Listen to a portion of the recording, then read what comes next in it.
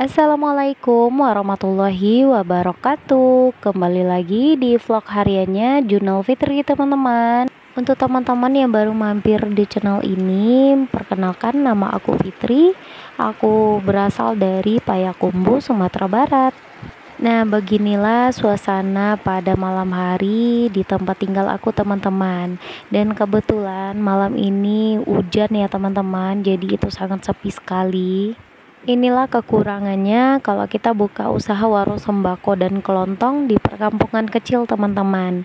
Jangankan untuk buka 24 jam, untuk bertahan sampai jam 11 malam atau jam 10 malam itu aja udah sangat luar biasa, teman-teman. Apalagi saat hujan seperti ini, biasanya setelah maghrib udah sepi. Paling hanya beberapa orang yang belanja, dan biasanya jam setengah 9 aku udah tutup. Kebetulan hari ini aku order kebutuhan warung di grosir dekat rumah, jadi baru malam ini diantar, teman-teman. Dan enaknya buka warung di rumah begini ya, teman-teman. Jam berapapun barang masuk, kita standby di rumah. Hari ini aku belanjanya nggak banyak ya, teman-teman. Hanya beberapa bungkus rokok dan beberapa barang-barang sembako seperti gula, minyak, telur, mie instan, roti-roti, minuman saset, dan minuman botol. Dan juga beberapa jajanan anak-anak. Untuk barang-barang ini aku biasanya belinya di grosir terdekat aja, teman-teman, karena belinya itu belum banyak ya. Dan khusus untuk barang-barang kelontong, aku belanjanya langsung ke pasar, teman-teman, karena di sana harganya jauh lebih murah. Semenjak lebaran ini harga rokok dan juga barang sembako naik ya, teman-teman. Untungnya yang paling laris di sini yaitu rokok-rokok murah yang bandrolnya di bawah harga 15 ribuan, teman-teman. Dan itu untungnya juga besar dibanding dengan rokok-rokok seperti pada umumnya, teman-teman. Seperti rokok Surya, Dunhill, Gudang Garam Merah, Sampurna. Ini harganya juga terus naik, teman-teman, sehingga permintaan dari pelanggan juga menurun. Khusus untuk rokok Dunhill yang harga sebelumnya hanya Rp28.000 per bungkus, sekarang meningkat menjadi Rp28.500 per bungkusnya, teman-teman. Begitu juga dengan gula pasir, teman-teman. Yang sebelumnya harga gula pasir di grosir yaitu Rp16.500 per kilo, naik menjadi Rp17.800 per kilonya, teman-teman. Lain lagi dengan minyak curah, teman-teman. Kalau nggak salah semenjak awal bulan puasa kemarin harga minyak curah naik turun ya, teman-teman. Dari yang sebelumnya mencapai 19.000 per kilo, minggu lalu turun menjadi 16.000 per kilonya. Dan di awal Mei ini naik lagi menjadi 16.500 per kilonya, teman-teman. Jujur, untuk harga gula dan minyak ini aku sempat bingung juga ya, teman-teman, gimana cara ngasih harganya, sedangkan harga modal selalu naik turun dan waktunya pun juga singkat. Sama dengan harga cabai di pasaran, teman-teman, setiap hari harganya berubah. Bingungnya di sini lebih mengarah ke kekhawatiran aku kalau ngasih harganya yang kurang pas ya, teman-teman. Misalnya stok lama modalnya 16.500 per kilo. Biasanya aku jual dengan harga 17.500 per kilonya, teman-teman. Dan untuk pembelian setengah kilo aku jual dengan harga 9.500, sedangkan pembelian seperempat kilo aku jual dengan harga Rp5.000 per kilo. Kalau misalnya harga di pasaran turun menjadi 15.000 per kilo, berarti kita masih menjual dengan harga tinggi, sehingga pelanggan kabur dan menganggap barang-barang di warung kita mahal. Nah, karena kekhawatiran inilah aku belum berani untuk nyetok banyak-banyak, teman-teman. Padahal jika kita beli dengan jumlah banyak, pasti harga modalnya jauh lebih murah. Sama halnya dengan telur ayam ya, teman-teman.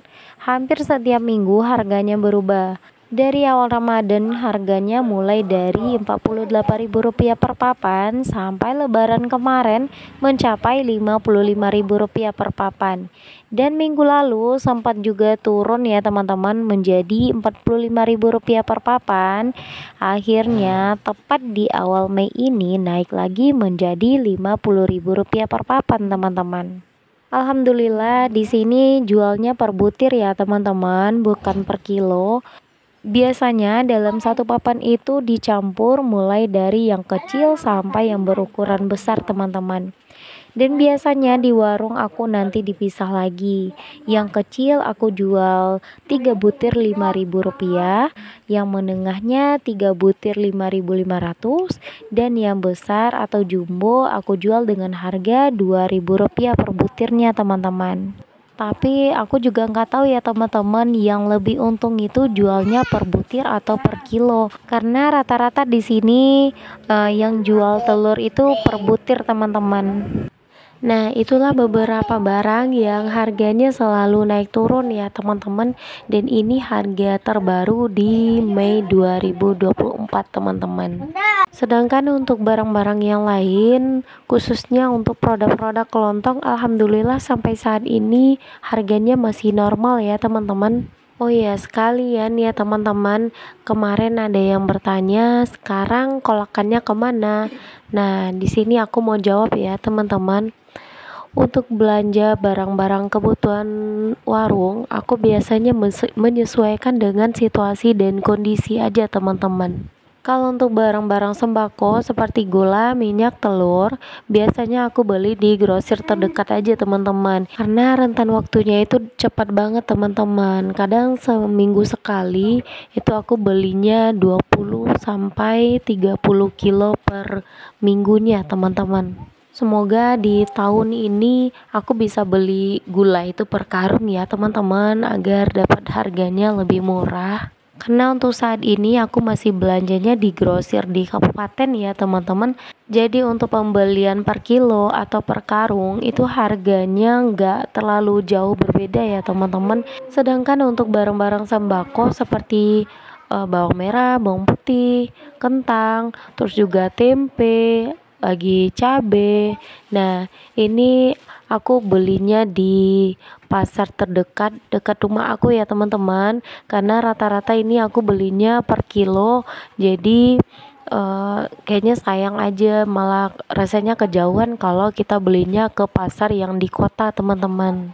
Dan alhamdulillahnya sekarang untuk cabai panjang atau cabai keriting aku udah panen sendiri ya teman-teman. Jadi penjualannya jadi lebih mahal dibanding dengan harga ke kulakan teman-teman. Sedangkan untuk barang-barang kelontong, aku langsung beli ke pasar atau grosir yang di pasar kota ya teman-teman. Karena di sana aku bisa beli harga per kota yang harganya jauh lebih murah dibanding dengan grosir di kabupaten. Tapi memang aku belanjanya masih di grosir biasa ya teman-teman. Katanya kalau kita belanja di Indogrosir itu harganya jauh lebih murah dan kita bisa dapat promo-promo dan poin-poin juga ya teman-teman. Karena warung aku posisinya di jalan-jalan kampung ya teman-teman, jadi nggak dilewati oleh sales-sales Indogrosir. Mungkin ada saran dari teman-teman di luar sana yang biasa belanja ke Indogrosir ya teman-teman. Gimana cara kita atau cara awal kita belanja ke Indogrosir tanpa harus datang langsung ke Indogrosirnya tersebut teman-teman. Karena untuk Indogrosir yang di sini itu lumayan jauh dari tempat aku teman-teman.